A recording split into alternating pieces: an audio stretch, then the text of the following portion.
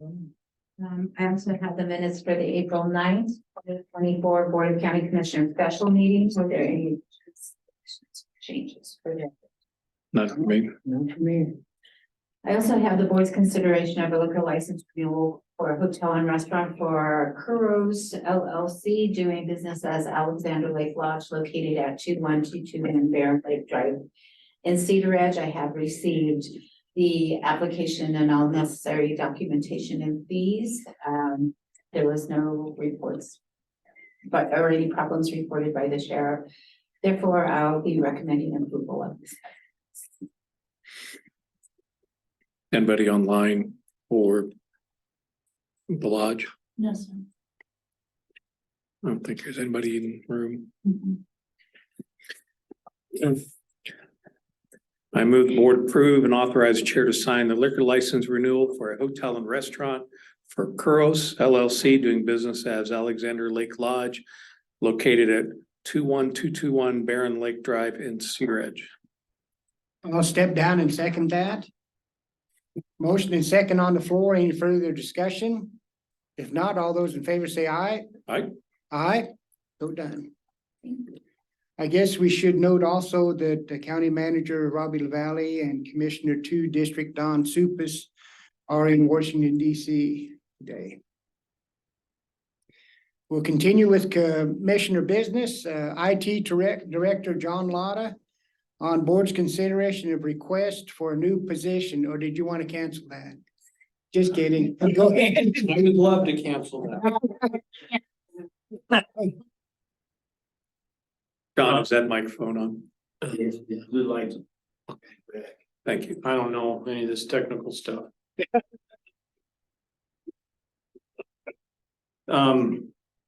This is a new, We should. what's that? And, this is a new position to, basically try to get the county compliant with the Colorado Anti-Discrimination Act. And with all the requirements that that act entails of trying to get all our electronic information accessible. There's a lot of kind of nuances on how to do that. So that's the kind of the purpose of this position. Jan Spees was kind of wrapping her arms around that whole process before she departed employment with the county earlier this year. Jan was also doing the website management and kind of updates for that, as well as kind of doing a lot of the preparatory work on this accessibility. So she kind of left a big hole, and she was part-time at the time, but her and I had a lot of discussions on what it was going to take to, fully do this job correctly. And, we kicked around the idea of a full-time position. She didn't want to be a full-time position, so that's kind of part of the reason for her departure.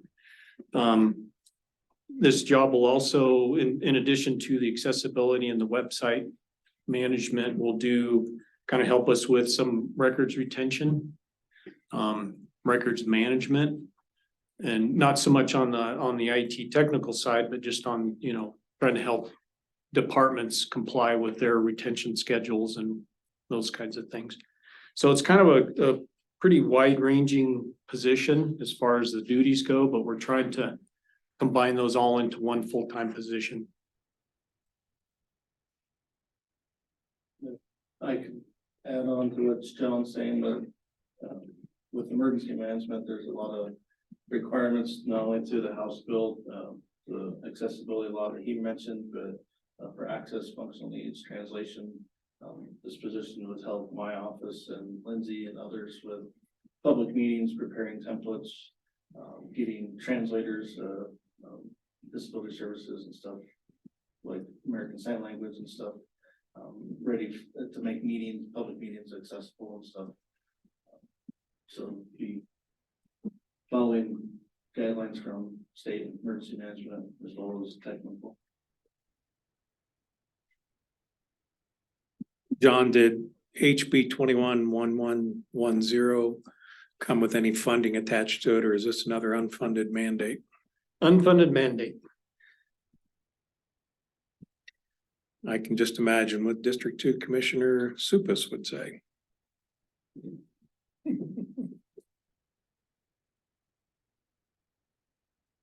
Okay, So we've got the job description here, we've got the salary ranges. Do we have any? Did we have a job posting ready to go, or are you Yeah. waiting? Yeah, we're waiting on the board's decision here. what special skills would this person need? How does she know the sign language is being transcripted, transferred? You know, how many languages would be involved in being with this? You know, I don't know if it's so much a language things, because I think there's quite a few, and we're kind of mostly talking, at least from my perspective, maybe not Chris's, but translating documents. And I think there's quite a few tools out there that will do that into languages. There's no way we could, you know, be expected to translate every document we produce into however many languages there are in the world. So we're gonna, you know, rely on actually the citizen to have those tools to translate into those languages. I think it's mostly getting documents that can be read with a screen reader for someone that, you know, has vision problems, you know, making sure things have the proper contrast, aren't using formatting that confuses those screen readers, that kind of thing. And that's my understanding of kind of the main thrust of this position. It'll help the visually impaired and others interpret the data that we have online. Right. There's a lot of data that we do have online that's just impossible to make compliant. I think Terry's nodding her head because all of the scanned images from historic documents are just images. They're pictures of, you know, a handwritten thing from, you know, the 1800s or whatever. So there's really no way to do that. Part of this job is to make sure that we have the proper posting of accommodations. You know, if you cannot access a certain thing that we have something directing them to either a phone call or, you know, someone who can assist them with looking at things. Same with GIS and maps. You can just only imagine trying to, you know, Yeah. convey what a map shows to someone with vision problems. So there's part of this whole thing is just making sure we're checking the boxes on the policies that we need to have for this. The accommodations that we can provide, reasonable accommodations. They always throw that word in there, so that's open to interpretation, but yeah, that's kind of the main purposes for this. Okay, thank you. Do we need a motion? Are you ready, Mr. Chair? Yes. I move we approve a new position with the title of Website and Accessibility Coordinator to be under the Information Technology Department to provide compliance with HB 21-1110 and perform other duties as assigned by the IT. I'll step down and second that. There's a motion and second on the floor. Any further discussion? If not, all those in favor say aye. Aye. Aye, so done. Thank you, John. Thank you. Okay. Next up, board's consideration and award for 2024 RFP 08 for some culvert pipe.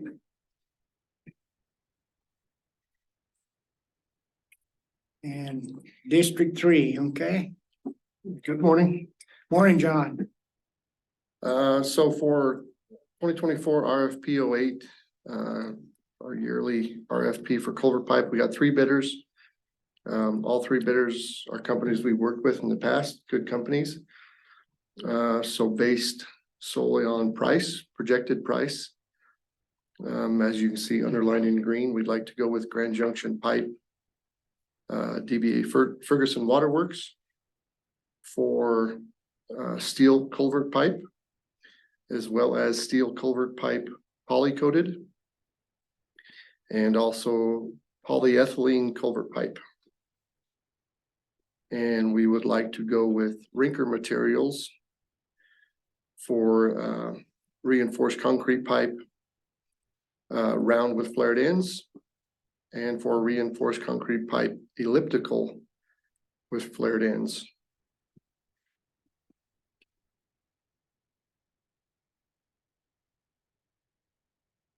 And this pipe will all be delivered It will, to you, okay? as we request it throughout the year, they will deliver. Oh, okay. Okay. Looks pretty standard here. How's this differ from prices from a year and two ago? You remember? Everything's higher. And these prices, unfortunately, they can't bid things out a full year in advance. So these prices don't necessarily reflect exactly what we'd be looking at in, say, November of this year. They're likely to be different and most likely higher. Things don't seem to go the other direction very often. And we can't ask them to bid an entire year when their costs go up. So Yeah, this has been the norm for a number of years now. yeah, they probably wouldn't bid it out for a year That's anyway. exactly right. Yeah. Yeah, okay. I move, we approve for 2024 RFP 08. Items 1, 2, and 5 on the list. That's culvert pipe delivered, steel culvert pipe, poly coated delivered, and polyethylene culvert pipe to Grand Junction Pipe, doing business as Ferguson Waterworks, in the three amounts of $175,684.78, $207,867.48, and for the polyethylene, $25,105.18. And then I'll do them. Okay. I'll step down and second that. There's a motion and second on the floor. Any further discussion? If not, all those in favor say aye. Aye, so done. So for the other part of 2024 RFP 08, I move we award to Rinker Materials the reinforced concrete pipe around with flared ends in the amount of $214,912.80. Reinforced concrete pipe elliptical with flared ends, the amount of $215,859.76. Step down and second that. Motion and second on the floor. Any further discussion? If not, all those in favor say aye. I Aye. And there's one more. Is that a different RFP?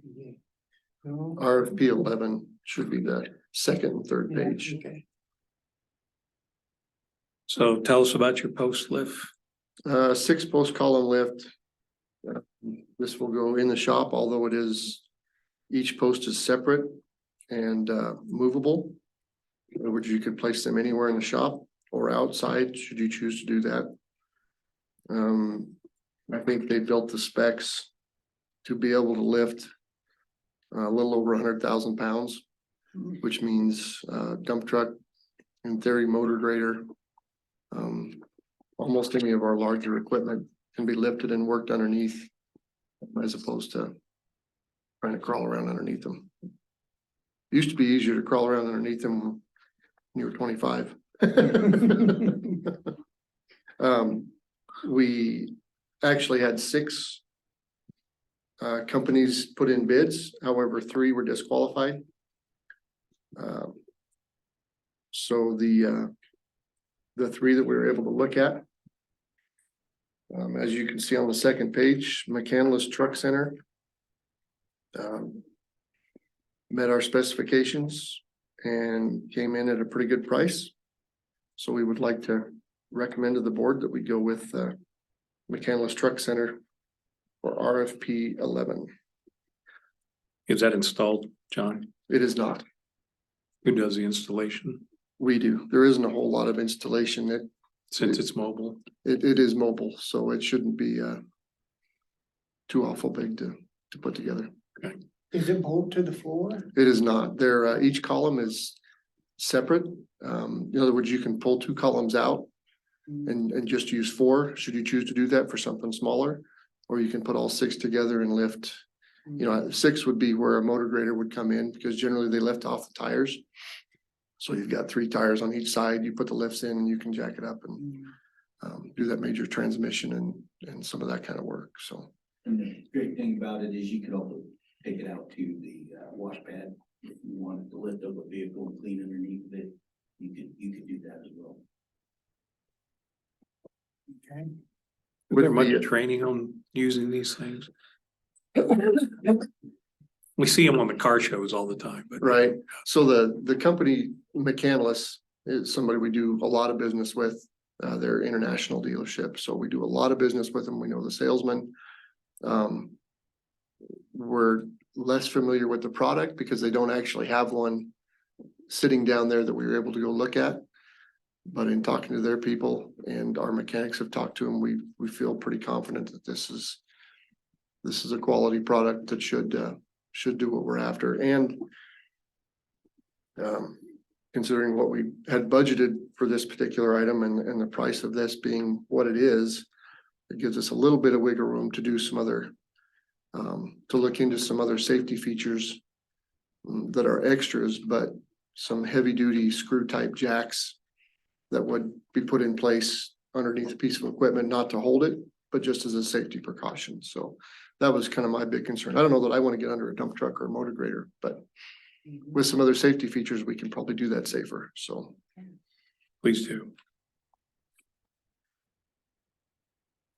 I move the board approve award to for 2024 RFP 11 to McCandless Truck Center LLC in the amount of $47,499.99 for a 6-post column lift. I'll step down and second that. There's a motion and second on the floor. Any further discussion? If not, all those in favor say aye. Aye. Aye, well done. Thank you. Thank you, gentlemen. Thank you. Next up, County Treasurer Lisa Tafoya. Good morning, Lisa. Good morning, Commissioners. How are you? Good, how are you? Good. So this morning I would like to present 3 deeds for signature. These deeds are from the county-owned property sale that was held on 3/28 of 24. We had 3 properties that went up for sale. All 3 properties sold successfully. I don't know if you'd like me to share details on the sale. I don't think so, no. That's pretty Okay. standard. The starting bids were all presented by the assessor's office. And the sale took place from 10 to 2. So all funds have been collected. Okay. And this kind of cleans up more of the, This takes 3 more of the county-owned properties that we needed to sell out because we had no use notated for those. okay. John, can we do these jointly or do we need to them I individually? think you could probably do them jointly. They're all listed in part of the packet that's there. So I think that you can move to approve the 3 quick claim deeds. I move the board approve and authorize chair to sign quick claim deeds for county-owned properties sold on March 28th, 2024 to Donald E. Ahern and Janice L. Kennedy, Chance E. Jones, and to Mr. Dow. I'll step down and second that. There's a motion and second on the floor. Any further discussion? If not, all those in favor say aye. Aye. Aye, so done. Thank you. Thank you. Okay, next up, we'll sign them. Okay. Thank you. Anything in the mail yet? Yes. Thank you.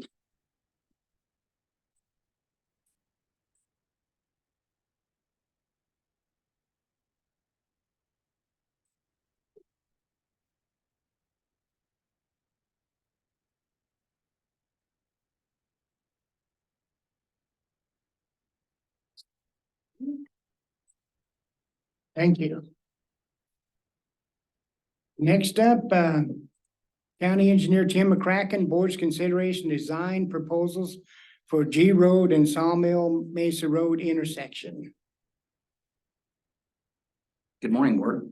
Morning. We have two design proposals for the intersection of Sawmill and G Road. One is from RCE Consultants out of Grand Junction. The other one is Buckhorn Engineering out of Montrose. Those are the only two that updated their proposals to meet their requirements we discussed in the road and bridge work session. There's only a $40 difference between the two. Both companies have done work for Delta County before. Both of them meet all the things we've asked for. I would recommend Buckhorn just because they're out of Montrose, they're closer, but both companies are adequate or more than adequate. But my recommendation would be Buckhorn. This is the intersection we've been discussing and mulling about on the best way to approach that intersection to get the traffic through there safely. The speeds that keep increasing. We've had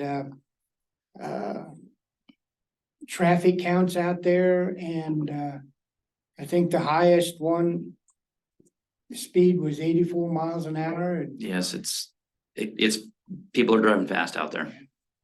Yes, that's true. I was on it just the other day and doing the speed limit, and on a double yellow line, a car passed me, probably doing 60, 65, and then two more cars on a double yellow passed me also. So something needs to be done.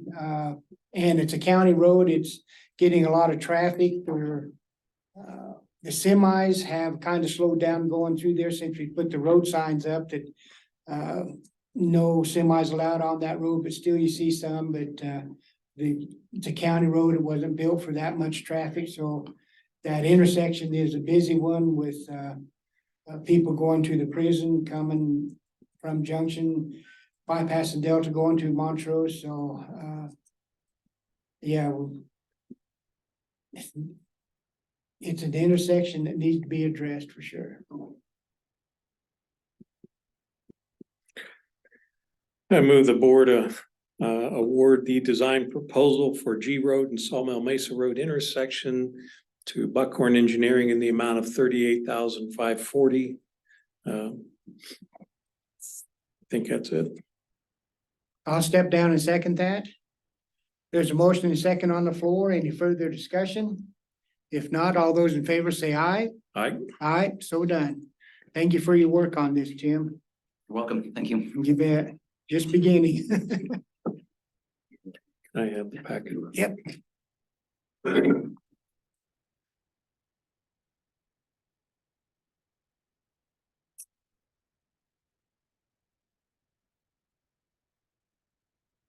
Next up, we have ratify the warrants. I move the board approve from the various funds expenditures paid by warrants number 150545 through 150913 and ACH transactions 682-713 from March 1st, 2024 through March 31st, 2024, totaling $1,238,354.49 in accounts payable and $1,771,477.02 in monthly county human services and health department March 2024 payroll for items budgeted and approved for Delta County policy, and authorize the chair to sign. I'll step down and second that. Motion is second on the floor. Any further discussion? If not, all those in favor say aye. Aye. Aye, so done. Thank you. John, and I'll let you introduce number 7 and 8 there. Sure, that'd be fine. Good morning. So the board has in front of it an addendum to the memorandum of agreement in regard to the electric vehicle charger located up in Cedar Ridge. The board may remember that back in October of last year, 2023, there was a memorandum of agreement signed with Service Creek Historical Society for location and establishment of the EV charger. what the addendum does is provides, additional, operating funds, or if needed for the Historical Society as we go forward with the operation of that EV charger. I don't know if you have anything else, Commissioner Coates. This addendum will ensure that the Surface Creek Historical does not lose money through operating expenses on this charger while it gains traction and use. So, This has already been considered by the Historical Society, and there's the copy that I have anyways has the, I think the agenda does too. It's already been signed by Diane Clayton, who's the president of the society. and CDPHE is on board. Okay. Any other questions, Mr. Chair? No?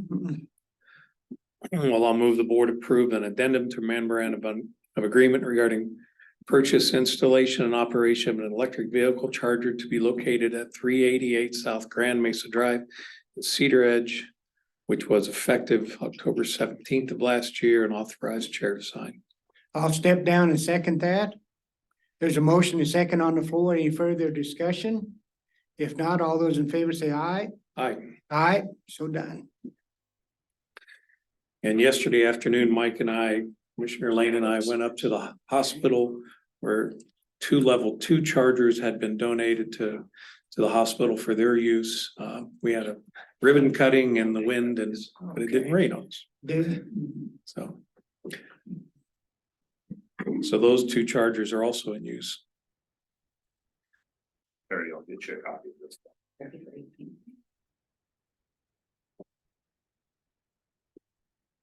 Okay.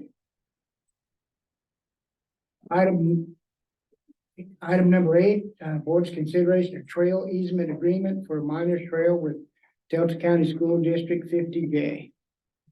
So, Chairman and Commissioner Coons, I think you're well aware of kind of some of the progress with Miners Trail in the Hotchkiss area. There's been a handful of easements that the board has approved over the last year and a half or so. This is kind of that last piece there. This is with Delta County School District, and this is the kind of the southeastern end of the trail where it goes actually through the school district property into the area around North Fork High School. This is an agreement that we worked with the school district. I worked with Mr. Skarka, who's their attorney, on this. The school district has already considered this and has signed this, and so I have the copy I have here has already been signed by board member Burke, representing the school district. So if there's any questions, I'm happy to address that. Or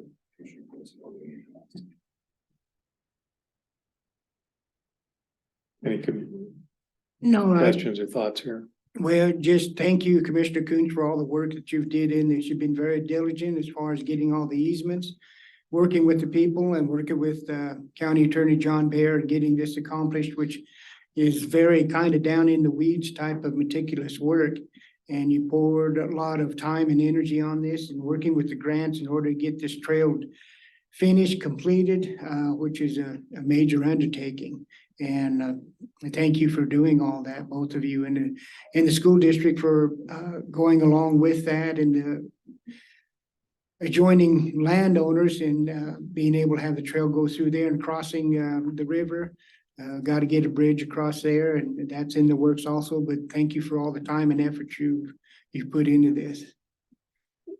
Well, you're welcome. It's been a team effort from Matt and Lindsay and John Allen and John Baer and his staff. So, and this gives us right of entry to go ahead and get started on that construction of that trail. So I will move the board approve the trail easement agreement for Miners Trail with Delta County School District 50J and authorize chair to sign. I'll step down and second that. A motion and second on the floor. Any further discussion? If not, all those in favor say aye. Aye. Aye, so done. Thank you.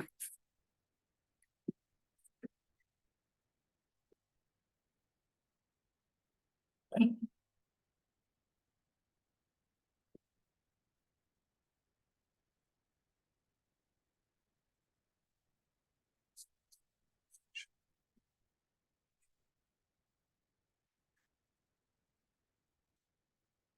you'll post that on, so I got it for mine. You'll send me a copy? Of course, yes. Thank you.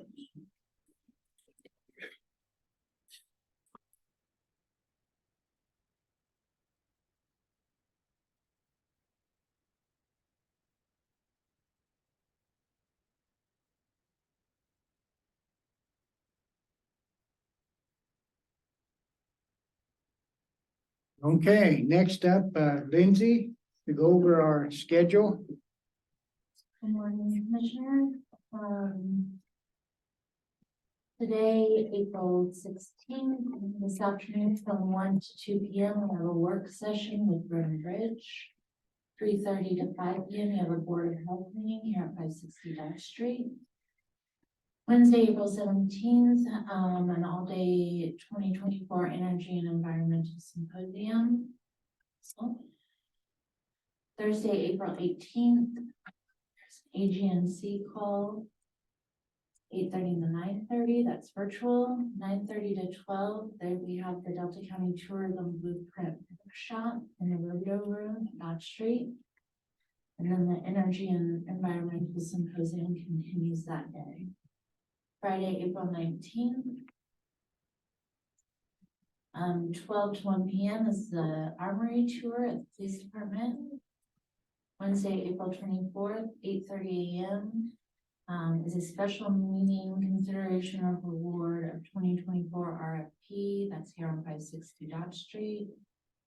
Thursday, April 25th, 7:30 to 8:30 a.m. is coffee with Commissioner Mike Lane. That'll be at Doghouse Espresso here in Delta.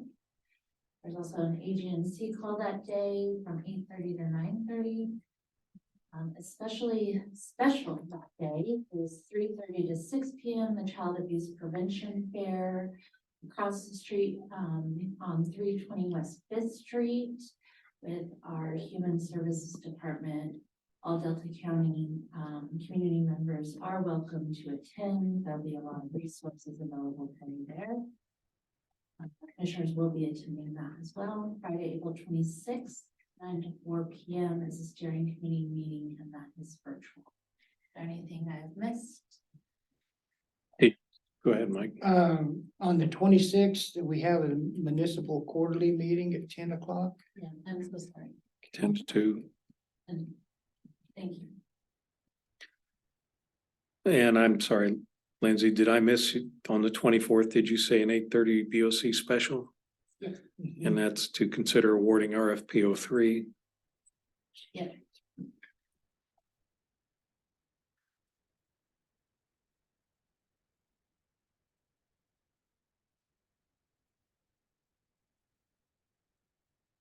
That completes April. Yes, and can I just say, I want to say thank you to all the nonprofits and all the sponsors who participated in the Community Connection Fair on Saturday. It was a great success, and just really pleased with how our community came out in support. So thank you for all that participated. And thank you for all the work that you got involved in that, organizing that. Appreciate your support on the weekend for that. Thank you. Okay. I got a couple other quick things.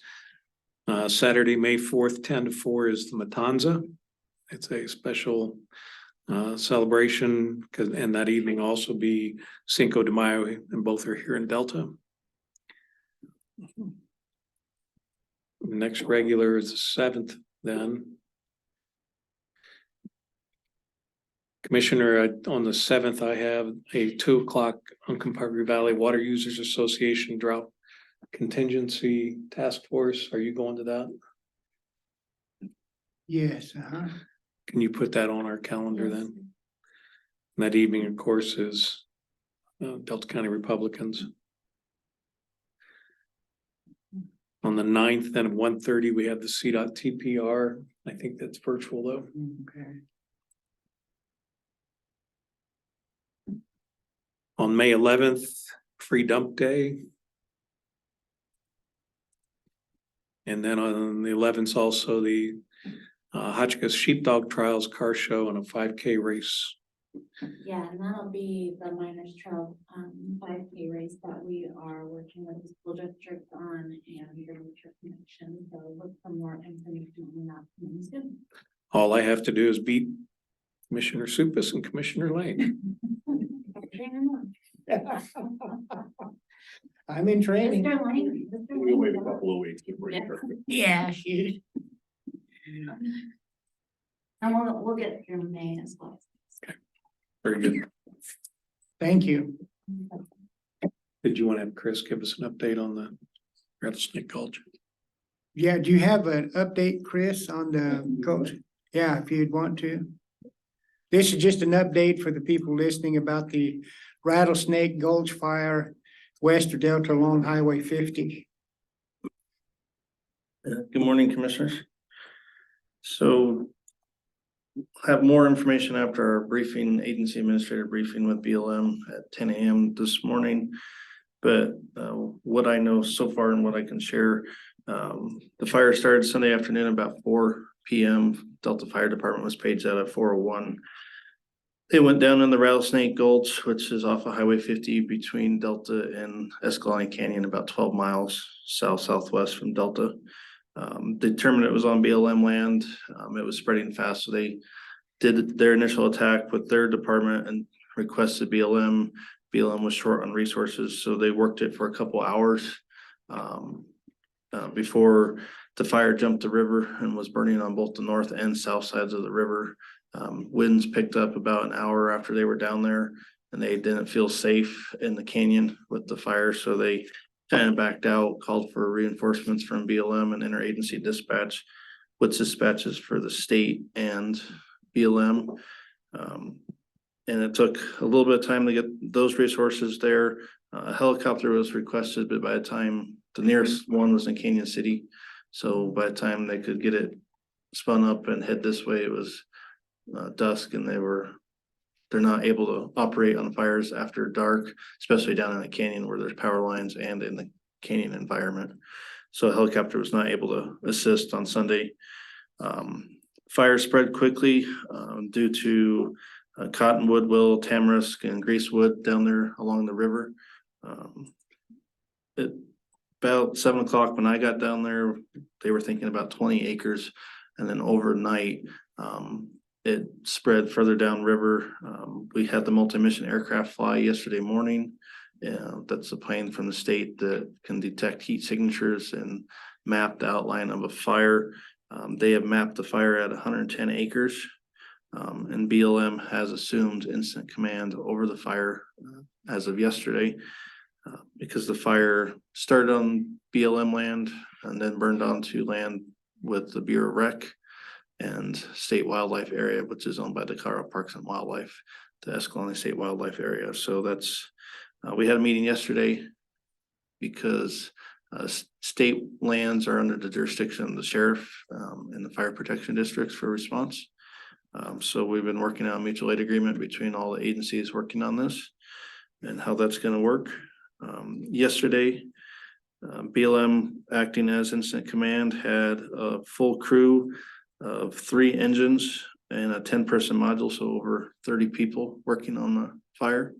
And despite the heavy winds that we had, they were able to get a containment line around the fire yesterday afternoon. So doesn't mean it's fully out, it just means they have a line around it and it's been knocked down. And I'm sure today they'll be working on hot spots and stuff, which is great news, because we were afraid with the winds that we had yesterday afternoon that it would flare up and take off. As far as I know, it has not reached any private property. It's entirely on public lands at this point. Our goal was to stop it from progressing further to the west, which would then burn on the Escalante Ranch's property and put homes and livestock and other equipment at risk. So the fire did burn 7 power poles in the canyon in Escalante Ranches without power for over 24 hours. I did find out this morning that power has been restored. Special thanks to DMEA's crew. They worked through most of the night last night to get that power back on to those residents. which is no easy feat with the power poles on both sides of the river. We also had to implement a safety closure on the Gunnison River because the lines, when the poles burned, power lines fell into the river. DME had turned those lines off on Sunday, but the lines were still in the river and a hazard to boaters. So we implemented that closure yesterday. I've been told that those lines have been removed from the river, so we'll be likely lifting that closure this morning after we have our 10 a.m. briefing.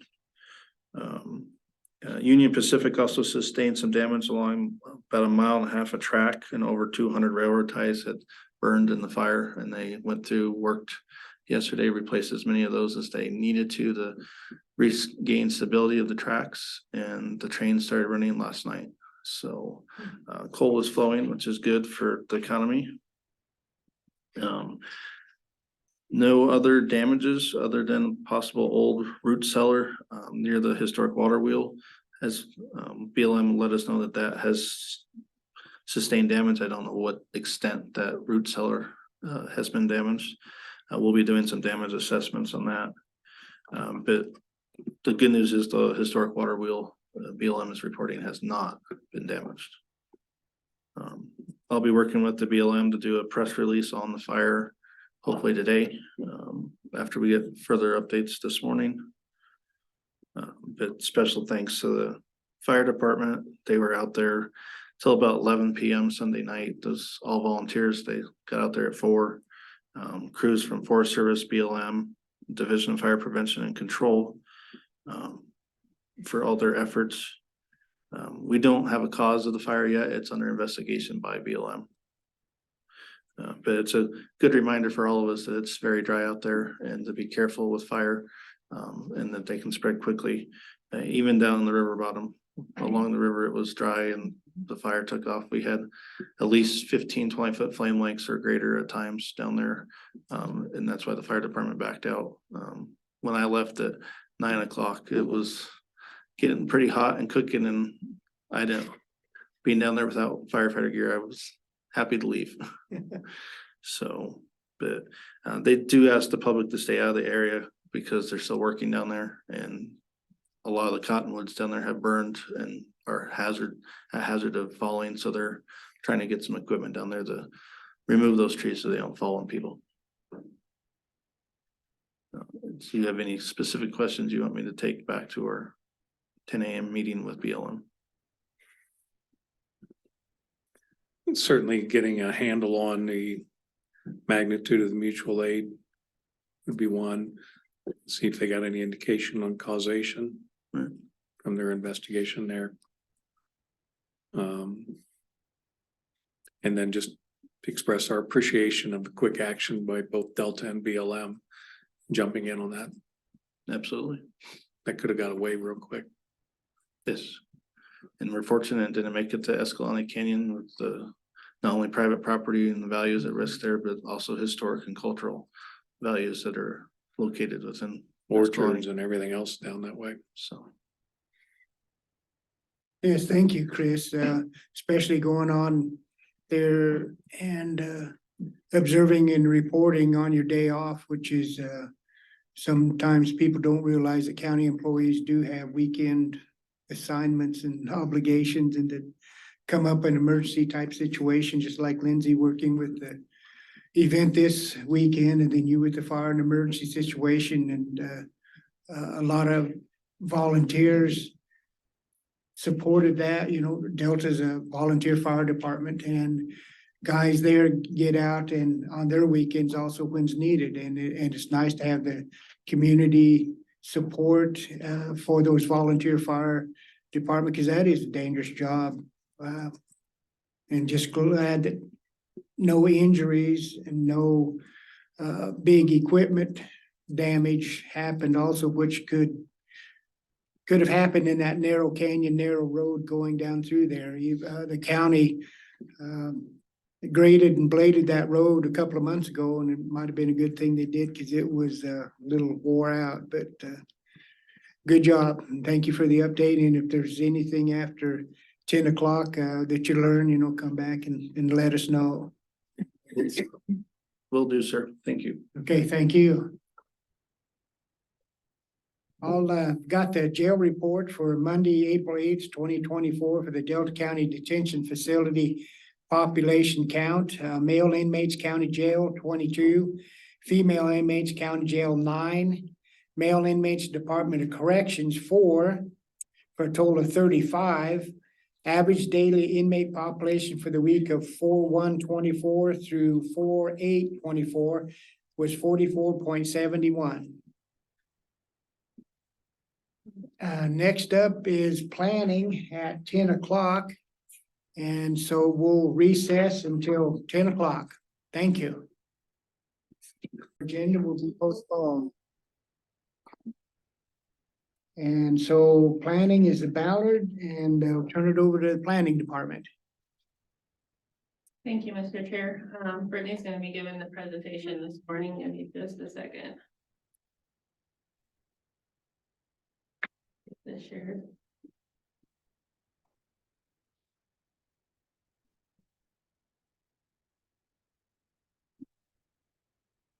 Oh my computer is being slow. Forgive me. There we go. All right. Ready? Yep. Okay. So today we have PLN 23-083 F Ballard. This application before you today is to accept a final plat for a 3-lot subdivision in the A20 zoning district. The application received preliminary plat approved from your board on March 19th, 2024. Subject to 7 conditions, staff has confirmed that all conditions have been complied with. When the staff report was written, staff noted that the applicant had submitted unsigned copies of the deeds and final plat. However, after the staff report was posted, we received signed copies of all deeds and the final plat. With the final plat here for you to sign once final approval is given. This is the final plat. All easements have been included on the plat as well as the the shared access for lots 2 and 3. The shared access maintenance agreement for lots 2 and 3 is included on the plat as a special plat note. The required plat note from UVWUA is also included on the plat. With that, staff recommends that your board finds all conditions of the preliminary plat have been met and accept the final plat for PLN 23-084 F Ballard and accept a quit claim deed dedicating road right of way for both E Road and 2100 Road in the amount of 0.85 acres and authorize the chair to sign the final plat. And with that, that concludes my presentation. Thank you. And Mr. Ballard is here. Okay. If there's anything you wish to say, Mr. Ballard? Not from last time, unless you. Okay. Okay. So there'll be kind of 3 actions: accept the final plat, accept a quick claim deed, and authorize the chair to sign. So that. So can I do these in one? Yeah. Joint motion? I think you probably can. I'll move that the board accept the final plat for the Ballard subdivision and accept the quitclaim deeds as signed and authorize the chair to sign. I'll step down and second that. There's a motion and second on the floor. Any further discussion? If not, all those in favor say aye. Aye. Aye, so done. Thank you. Thank you, guys. Yep, thank you. Thanks, Brett. And do you have the plat? I sure do. Okay, I'll bring it to you. okay. Oh, or you can come here. Whatever you want to do, Mike.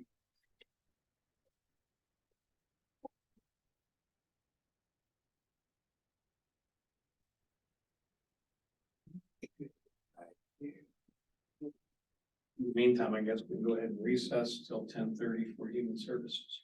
Okay, Okay, welcome back. It's 10:30, Human Services, Zanny Gallegos and her crew. So we'll turn it over to you. Good morning. As always, we will start with the financials, with Nicole. Okay, I did find an error. Sorry, I'm not as perfect as Leona. But on the bottom of this page, it should say 16.7% through February, not January. We are a little bit high, only because we had to pay our annual liability and work insurance, which comes out usually between January and March each year, and then evens out throughout the year. Was there any specific questions on finances? I know, Mike, for LEAP, you were asking about the wait list for furnace repairs and replacements. So far, we're tracking that, and there hasn't been anyone on from Delta County on that list yet. Oh, good. Yeah. Good. Thank you. Everything else kind of normal? Yep, nothing different or out of there. February was our payables is for March, so it's actually now normal. Last month was higher because a month delayed between this report and these two. And you'll see that now this one's showing that our high expenditures from last month because of that liability and work comp insurance payment. Insurance, I tell you.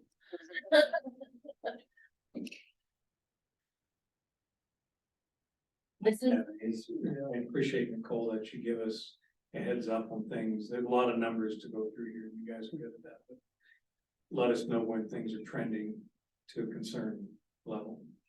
You will see more travel in the next couple months also for child support has a conference as well as the fraud conference.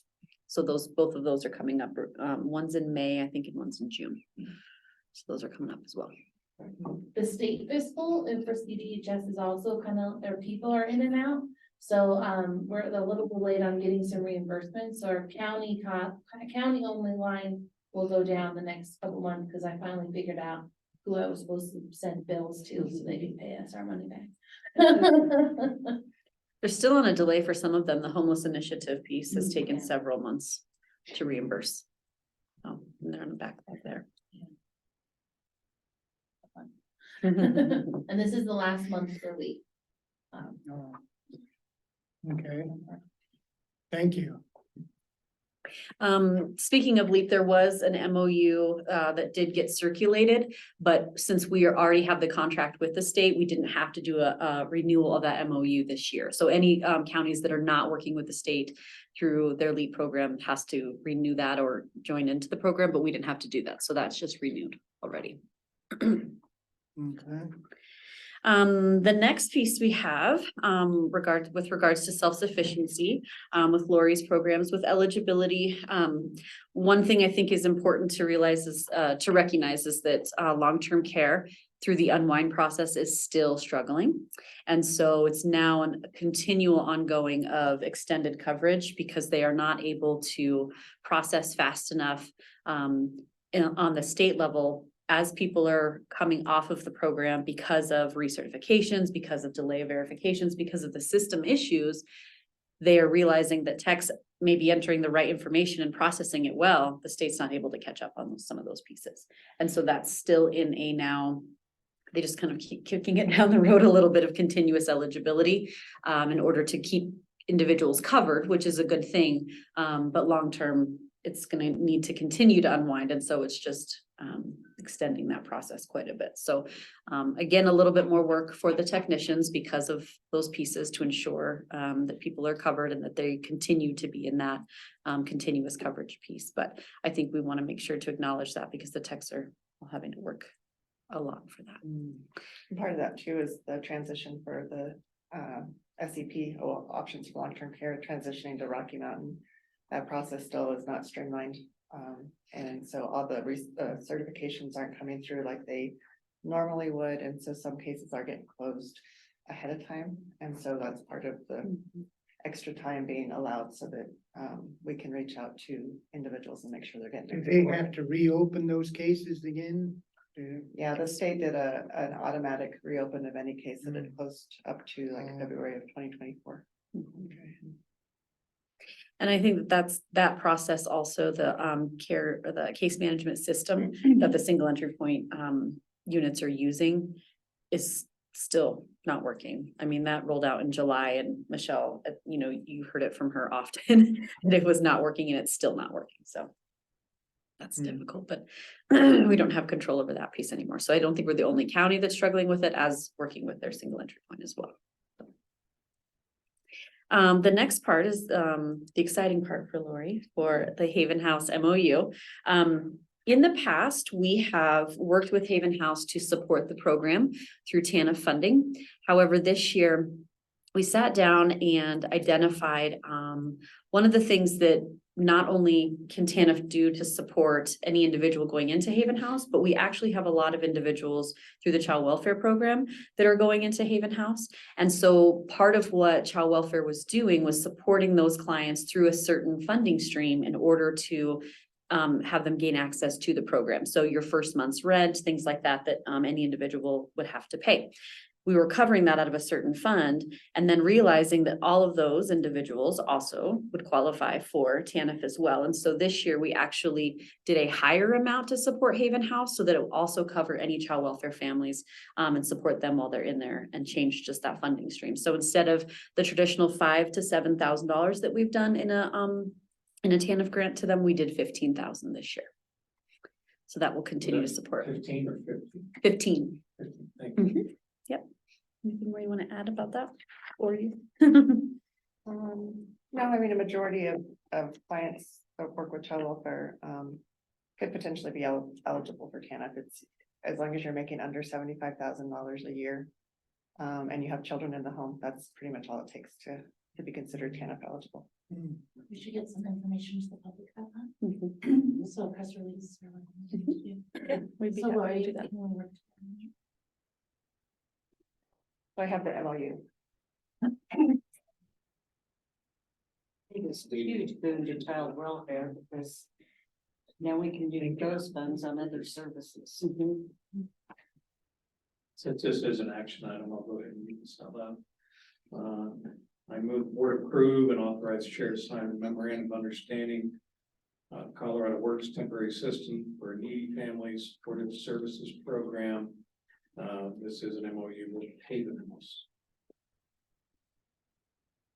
I'll step down and second that. A motion and second on the floor. Any further discussion? If not, all those in favor say aye. Aye. Aye, so done.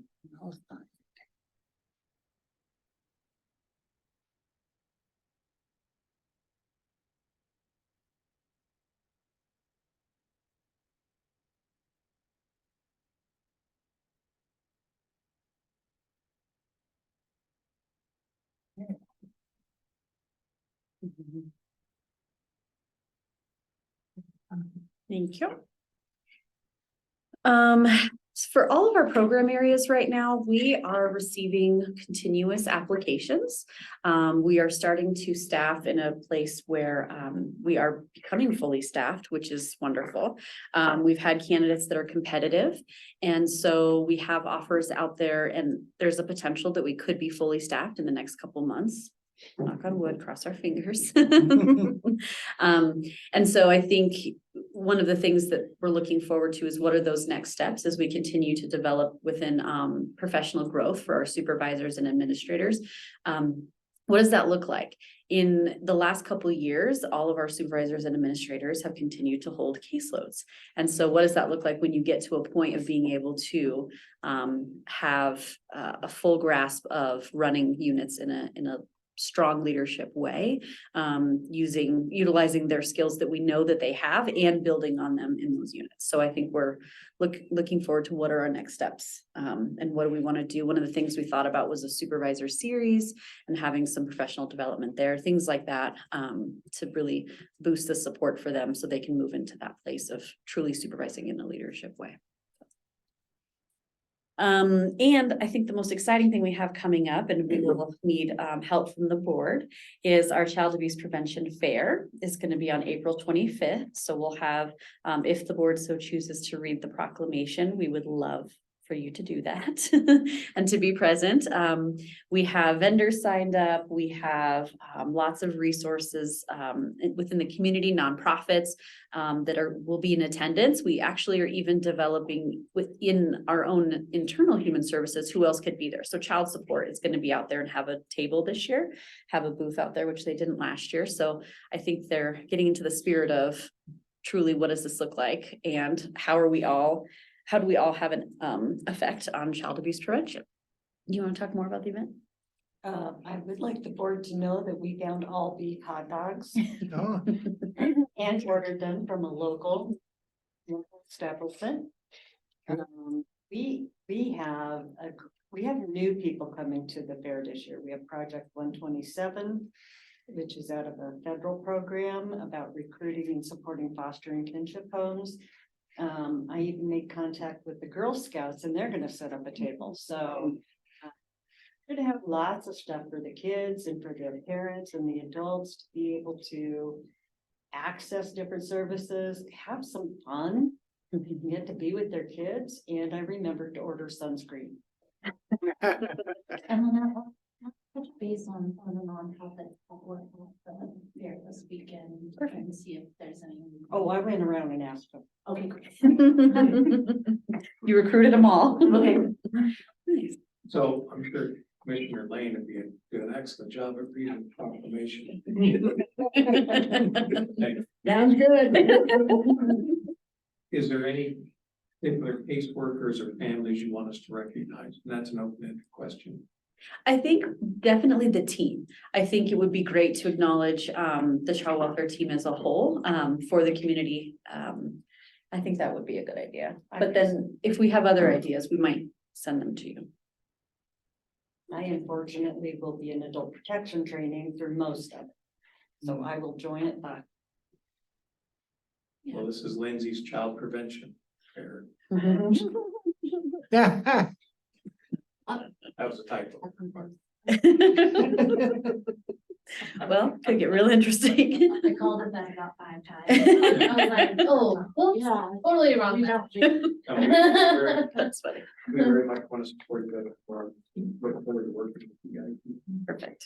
Perfect. All kidding aside, this is very serious business. Yes. I believe Baca will be there too. The Bikers Against Child Abuse. Oh, yeah. Mhm. Yeah, they have been fully supportive of any fair that we've had and we still enjoy their presence. We work with them and see them in the court. Not as often probably as we have most recently in the last couple of years, but they're still around. Mhm. So the last update that we have is part of, you explained a little bit, Lynette will be completing the adult protection supervisor training. So she'll be able to fully take over that unit and move that into the next phases. We still continue to have a lower caseload than we have in the past, but I don't have an answer. I don't have an answer for what that trend would be or why. Our higher reports are still most often self-neglect, and that continues. But as the Abraham connection closes in this last month, we may see a uptick in referrals too. So When is it close now or is it close to the end of April? I think it's their goal was for the end of April, but I know if it continued to stay warm, there was consideration that they might close a little bit earlier. And one of our adult protection caseworkers actually this past month organized a donation within the building collection box. And so then employees contributed to their needs that they had and then delivered that box over there. So she helped organize that, which was really nice for the building, I think, as well. yes. We would do that over here. We want to bring any initiative. Perfect. We will join you. Thank you. That's all I have for you for this meeting. Do you have any questions for us? You outlined a couple of issues with the North Fork Annex and the transition up there. Mhm. As far as leasing the building and everything, that's all working out with them. Yes, county attorneys and mostly all John Bear's work to get that lease going. The one thing that I think they struggled with a little bit is that they didn't have internet up there for a little while. And I don't know because they were going to contract with a different provider, I believe. And so they didn't have it and now they do. So that's been helpful, but they are spending less time than I think also we expected in the building. And so they have a staff that now includes several case aides. They are in and out for printing. So they don't have, when they're working remote or working from home, they don't have a printer and access to that. So they go into the office for that. Michelle is in the office more often. Michelle and I are trying to organize, hopefully soon, when nobody is really busy, a time to get together and have the long-term care staff get together with their staff as well, because the way that they internally process long-term care cases when they were with the county is now different now that they're with Rocky. And so they're still learning that process as well. And so we want to make sure that we continue to have ongoing conversation and dialogue with them about process procedure. And then also Chris Stewart and I met this past week when we were at the conference that we are going to be setting a meeting. I think it might be on calendars already. John, you probably got the invite for next week or the week after, because we have that physical security grant with relationship to security that HICPUF provided for that building. So we have to spend those funds and have that completed by end of September 2024. And so we want to move forward with that, which includes probably getting a new bid, I think, for the key fob access and things like that. But meeting with building and grounds and kind of revamping that building in a more secure way. So we have that on the agenda as well. Yeah. Well, thanks to you and all your crew. Tell them thank you. So. Sure will. And thank you, the board, for your support. I think the staff is working diligently on a lot of these things. And it's interesting. Sometimes we go to conferences, we find out that in other counties, especially in the eligibility department, they are on required and mandated overtime for some of these processing of cases. And we've continued to maintain 96% timeliness as our average. And I think that's tremendous. So I think that, our staff is working really hard and we're really proud of them. So, yep. All right. Thank you very much. Have a great day.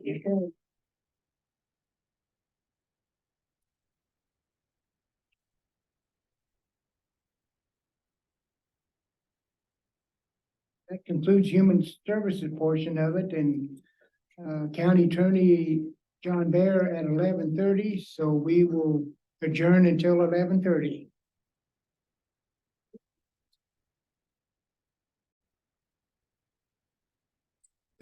Okay, it's 11:30. We'll come back on the record for County Attorney John Bear.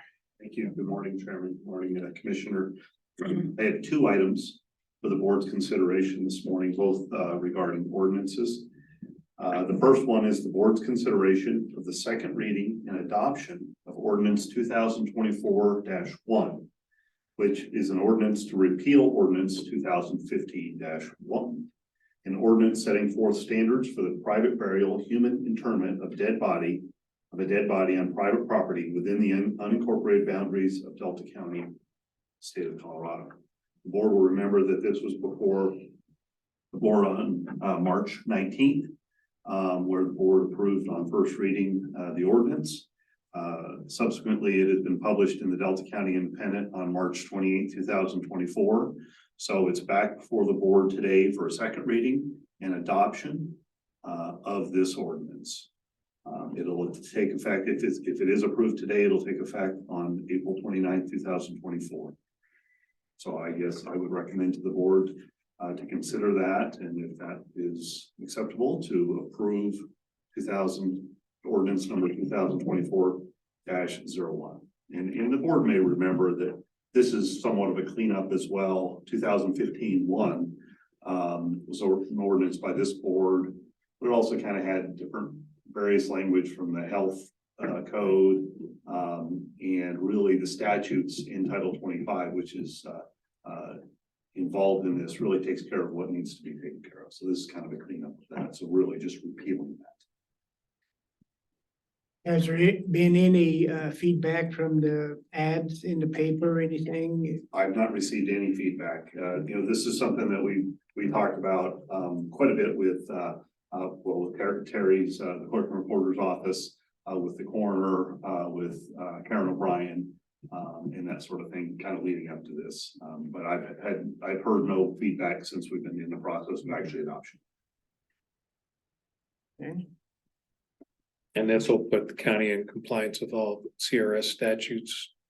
Really, it's kind of just stepping out of the way. The statutes do what they need to do.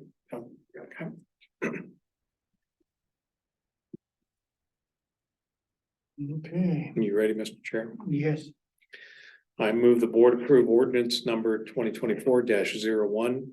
An ordinance to repeal ordinance 2015-01.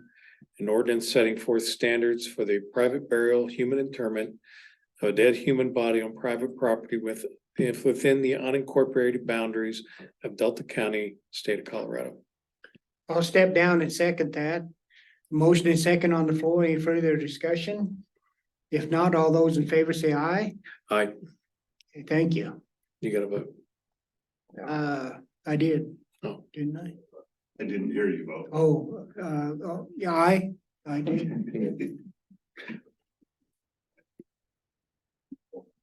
And Terry, let's just write on there absent Commissioner Supas, because of course that's our ordinance. So.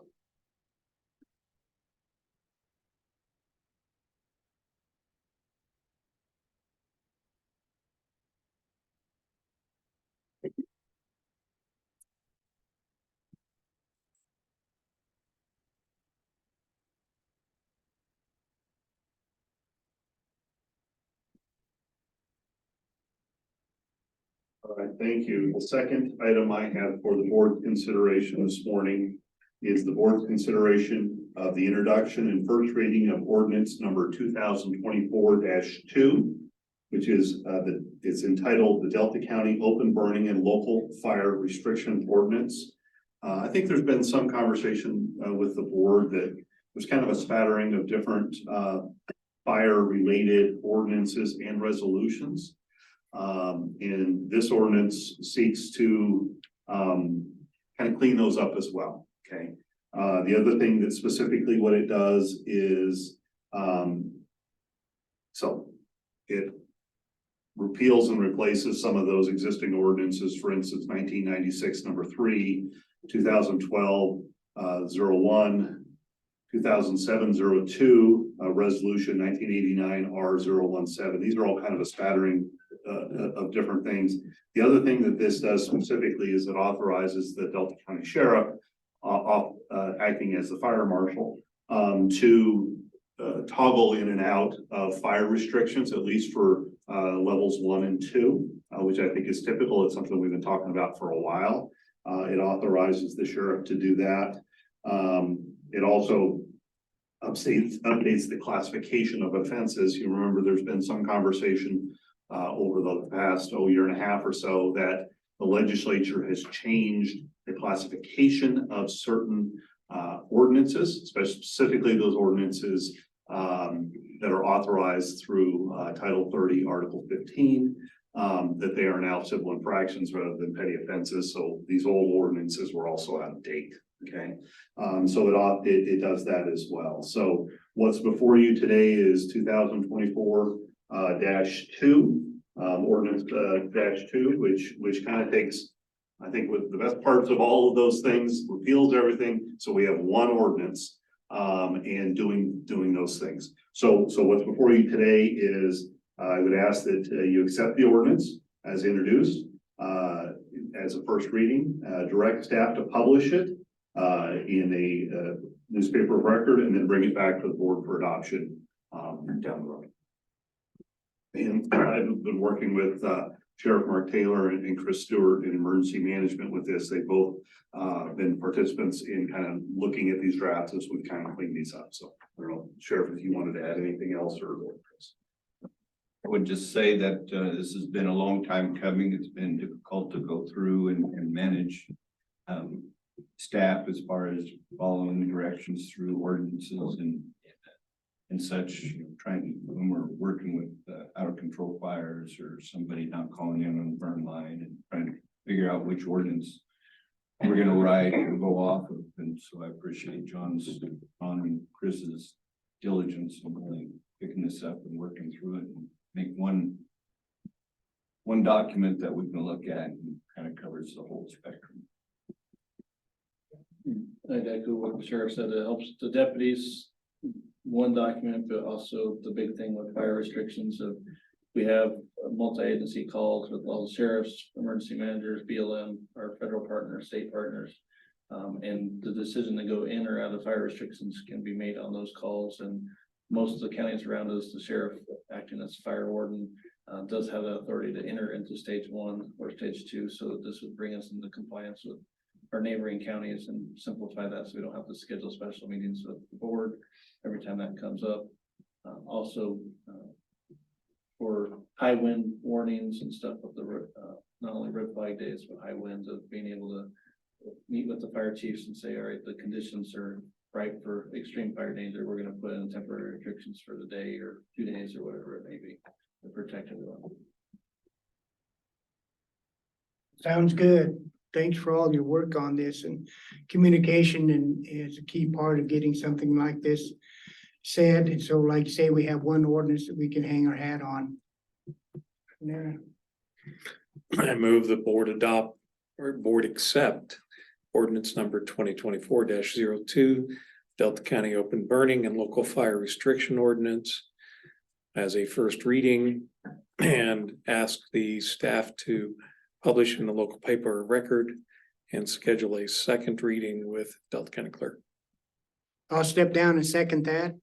Motion and second on the floor. Any further discussion? If not, all those in favor say aye. Aye. Aye. So done. Thank you very much. That's all I have for you today. Okay. Nothing further to come before the board, so we will stand adjourned. Thank you, everybody.